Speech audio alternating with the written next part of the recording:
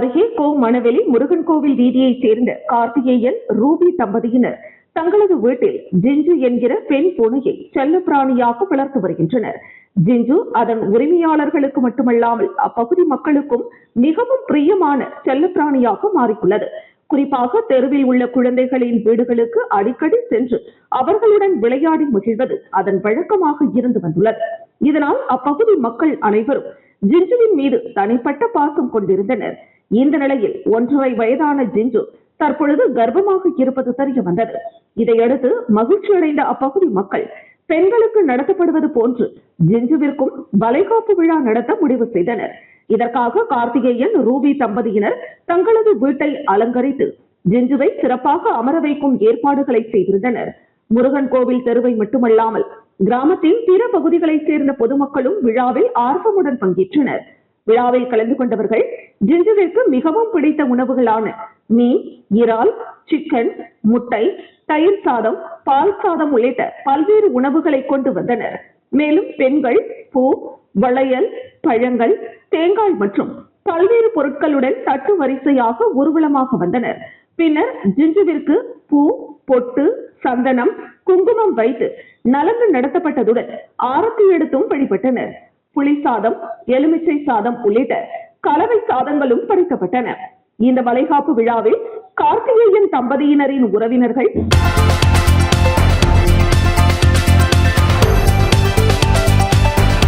விழுப்புரம் மாவட்டம் மரக்காணம் தாலுகா அனுமந்தை கிராமத்தை சேர்ந்த கோவிந்தனுக்கு சொந்தமான பொக்லைன் இயந்திரம் லாஸ்பேட்டை கிழக்கு கடற்கரை சாலையில் நிறுத்தி வைக்கப்பட்டிருந்தது. கடந்த 29ஆம் தேதி இரவு இருசக்கர வாகனத்தில் வந்த மர்ம நபர்கள் பொக்லைன் இயந்திரத்தின் மீது நாட்டு வெடிகுண்டு வீசிவிட்டு தப்பி சென்றனர். இதுகுறித்து அளிக்கப்பட்ட புகாரின் அடிப்படையில் லாஸ்பேட்டை காவல் ஆய்வாளர் பாலமுருகன் தலைமையிலான காவல்துறையினர் வழக்கு பதிவு செய்து விசாரணை மேற்கொண்டனர். சம்பவம் நடைபெற்ற பகுதியில் பொருத்தப்பட்டிருந்த கண்காணிப்பு கேமரா காட்சிகளை ஆய்வு செய்து குற்றவாளிகளை தேடி வந்தனர். இந்த நிலையில் லாஸ்பேட்டை விமான நிலையம் பின்புறம் உள்ள பகுதியில் கத்தியுடன் ஒரு கும்பல் சுற்றித் திரிவதாக காவல்துறையினருக்கு ரகசிய தகவல் கிடைத்தது. அதன் அடிப்படையில் அங்கு விரைந்து சென்ற காவல்துறையினர் சந்தேகத்திற்கிடமாக இருந்த கும்பலை மடக்கி பிடித்தனர். விசாரணையில் பொக்லைன் இயந்திரம் மீது நாட்டு வெடிகுண்டு வீசிய சம்பவத்தில் தொடர்புடைய 7 பேரை கைது செய்தனர். அவர்களிடமிருந்து கத்திகள் உள்ளிட்ட ஆயுதங்கள் மற்றும் செல்போன்கள் பறிமுதல் செய்யப்பட்டன. மேலும் இந்த வழக்கில் தொடர்புடைய பிரபல ரவுடி ஒருவர் தலைமறைவாக உள்ளதாகவும் அவரை காவல்துறையினர் தீவிரமாக தேடி வருவதாகவும் தெரிவித்தனர். தலைமறைவான நபர் கைது செய்யப்பட்ட பின்னரே சம்பவத்திற்கான முழு பின்னணி மற்றும் நோக்கம் குறித்து தெரிய வரும் என காவல்துறையினர் தெரிவித்தனர்.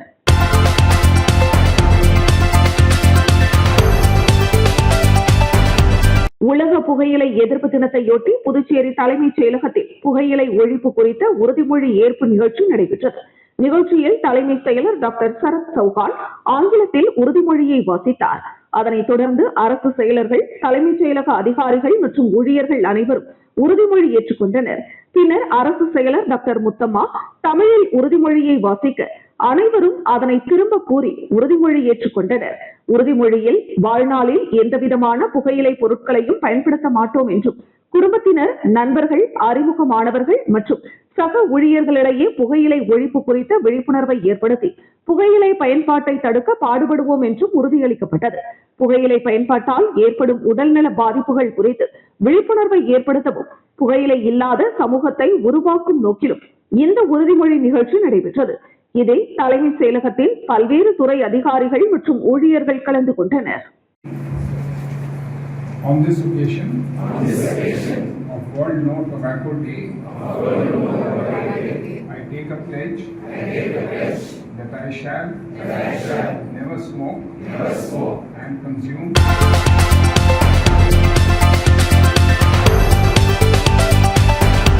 பெட்ரோல், டீசல் விலை உயர்வை கண்டித்து நாடு முழுவதும் அரசியல் கட்சிகள் மற்றும் பல்வேறு சங்கங்கள் தொடர் போராட்டங்களை நடத்தி வருகின்றனர்.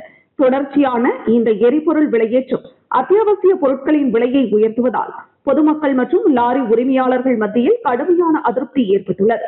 இதனை கண்டிக்கும் விதமாக மத்திய அரசு பெட்ரோல் மற்றும் டீசல் விலை உயர்வை திரும்ப பெற வேண்டும், கேஸ் விலையை குறைக்க வேண்டும் உள்ளிட்ட கோரிக்கைகளை வலியுறுத்தி புதுச்சேரி வில்லியனூர் பகுதியில் உள்ள விடுதலை சிறுத்தைகள் கட்சி சார்பில் 100க்கும் மேற்பட்டோர் ஊர்வலமாக சென்று புதுச்சேரி விழுப்புரம் தேசிய நெடுஞ்சாலையில் சாலை மறியல் போராட்டத்தில் ஈடுபட்டனர்.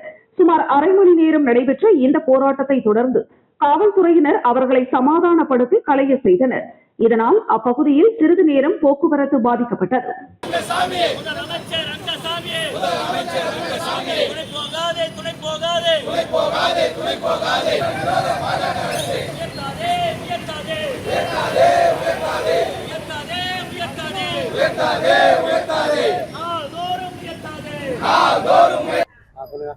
புதுச்சேரி மாநிலம் வில்லியனூர் மாவட்ட விடுதலை சிறுத்தைகள் கட்சி சார்பாக இன்று சாலை மறியல் போராட்டத்தை நடத்தியுள்ளோம். இந்த சாலை மறியல் போராட்டமானது ஒன்றிய பாஜக மோடி அரசு தினந்தோறும் பெட்ரோல் டீசல் விலையை கடுமையாக உயர்த்துவதனால் இங்கே அனைத்து அத்தியாவசிய பொருட்களின் விலையும் பெருமளவில் உயர்ந்துள்ளது. இதை பெட்ரோல் டீசல் விலை மற்றும் எரிவாயு சிலிண்டர் விலையை திரும்ப பெற வலியுறுத்தி விடுதலை சிறுத்தைகள் கட்சி வில்லியனூர் மாவட்ட சார்பாக இந்த சாலை மறியல் போராட்டத்தை நடத்தியுள்ளோம். மோடி அரசு பெட்ரோல் டீசல் விலை உயர்வை திரும்ப பெறவில்லை என்றால் இந்த போராட்டமானது புதுச்சேரி மாநிலம் முழுவதும் பெரிய அளவில் நடத்துவதற்கு மாநில நிர்வாகம் முடிவு செய்யப்பட்டுள்ளது.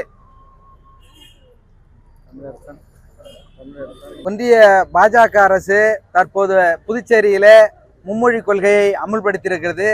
அந்த அடிப்படையில் மதுரையிலிருந்து புதுச்சேரிக்கு சுற்றுலா வந்த இளைஞர்கள் அரியங்குப்பம் ஆர்கே நகர் பகுதியில் உள்ள மதுபான கடையில் மது அருந்திய பின்னர் குடிபோதையில் சொகுசு காரை ஓட்டி விபத்தை ஏற்படுத்திய சம்பவம் பரபரப்பை ஏற்படுத்தியது. 6 பேர் பயணித்த சொகுசு கார் அரியங்குப்பம் ஆர்கே நகர் பகுதியில் வேகமாக சென்றபோது ஓட்டுநரின் கட்டுப்பாட்டை இழந்து சாலையோரத்தில் நிறுத்தப்பட்டிருந்த 7க்கும் மேற்பட்ட இருசக்கர வாகனங்கள் மீது மோதியது. இந்த விபத்தில் அதிர்ஷ்டவசமாக யாருக்கும் காயம் ஏற்படவில்லை. இருப்பினும் பல இருசக்கர வாகனங்கள் சேதமடைந்தன. விபத்தை கண்டு அதிர்ச்சியடைந்த அப்பகுதி பொதுமக்கள் காரில் இருந்தவர்களை மடக்கி பிடித்து கண்டனம் தெரிவித்ததுடன் தர்ம அடி கொடுத்தனர். பின்னர் தகவல் அறிந்து வந்த அரியாங்குப்பம் காவல்துறையினரிடம் அவர்களை ஒப்படைத்தனர். இதற்கிடையில் காரில் வந்த 6 பேரில் 3 பேர் சம்பவ இடத்தில் இருந்து தப்பி சென்றதாக கூறப்படுகிறது. பிடிபட்ட 3வரிடமும் காவல்துறையினர் விசாரணை நடத்தி வருகின்றனர். விபத்தில் சிக்கிய சொகுசு காரை அரியாங்குப்பம் காவல்துறையினர் மற்றும் போக்குவரத்து காவல்துறையினர் இணைந்து அப்புறப்படுத்தி காவல் நிலையத்திற்கு கொண்டு சென்றனர். சம்பவம் தொடர்பாக அரியாங்குப்பம் காவல்துறையினர் வழக்கு பதிவு செய்து விசாரணை மேற்கொண்டு வருகின்றனர்.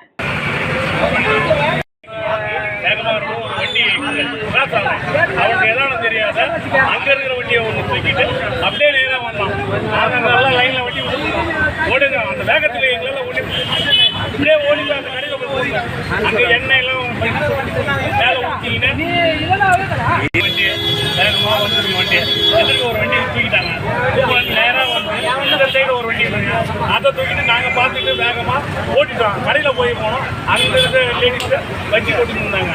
அவங்க மேலே வந்து ஈஸியாக அந்த 4 வண்டி கீழே அவனால அந்த வண்டி ஏறி இப்படி இறங்கி எல்லா வண்டியும் அப்படியே மாற்றிட்டோம். நாங்கள் ஒரு செகண்டில் நாங்கள் 5 பேர் உயிர் தப்பிச்சோம். இல்லைன்னா எங்கள் உயிர் போயிருந்தது. கரெக்டாக வந்து 5 அந்த வண்டியில் 6 பேர்ல வந்து 3 பேர் ஓட்டிட்டாங்க. 3 பேர் தான் இருந்தாங்க அந்த வண்டியில் அவனுக்கே அடிபட்டுருது. நாங்கள் யாரும் அல்ல. அவன் அடிச்ச பிரேக்கில் சொல்லி இடத்துல அவனுக்கு அடிபட்டு மீதி 2 பேருக்கு அடிப்படல. மீதி 3 பேர்.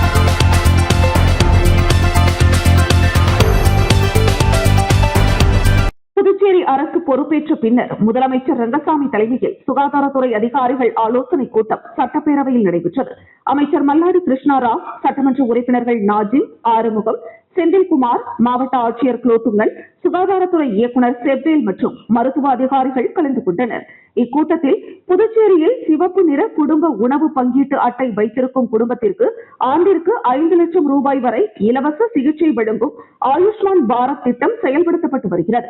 அதேபோல் மஞ்சள் நிற குடும்ப உணவு பங்கீட்டு அட்டைதாரர்களுக்கு மருத்துவ செலவை திரும்ப பெறுவதற்கான புதிய திட்டத்தை செயல்படுத்துவது குறித்து கூட்டத்தில் ஆலோசிக்கப்பட்டது.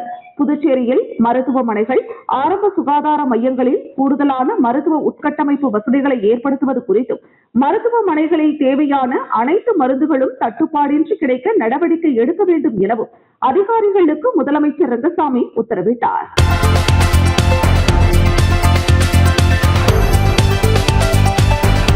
தவளக்குப்பம் காவல் நிலையத்திற்குட்பட்ட நோனாங்குப்பம் சுண்ணாம்பு ஆற்றில் சுமார் 50 வயது மதிக்கத்தக்க ஆண் நபர் ஒருவர் ஆற்றில் சடலமாக கிடப்பதாக தவளக்குப்பம் காவல் நிலையத்திற்கு தகவல் தெரிவிக்கப்பட்டது. அதன் அடிப்படையில் உதவி ஆய்வாளர் விஜயகுமார் உத்தரவின் பெயரில் தவளக்குப்பம் காவலர்கள் சம்பவ இடத்திற்கு சென்று பார்த்தனர். சுண்ணாம்பு ஆற்றில் கரையோரத்தில் அடையாளம் தெரியாத நபர் சடலமாக கிடப்பது தெரிய வந்தது. அவரை ஆம்புலன்ஸ் மூலம் புதுச்சேரி அரசு மருத்துவமனைக்கு உடற்கூறு ஆய்விற்காக அனுப்பி வைத்தனர். பிறகு புதுச்சேரி மணவெளி நோனாங்குப்பம் பகுதியை சார்ந்த கருப்பு நிறம் வெள்ளை கோடு போட்ட ஷர்ட் அணிந்திருந்த நிலையில் சடலமாக காணப்பட்டார். அவர் மீன் பிடிப்பதற்காக அல்லது அதிக குடிபோதையில் அல்லது வேறு எதற்காக ஆற்றில் இறங்க முயற்சித்த போது மூழ்கி இறந்திருக்கலாம் என காவல்துறையினர் விசாரணை மேற்கொண்டு வருகின்றனர். இது தொடர்பாக தவளக்குப்பம் காவல்துறையினர் வழக்கு பதிவு செய்து இவரை பற்றி விசாரணை மேற்கொண்டு வருகின்றனர்.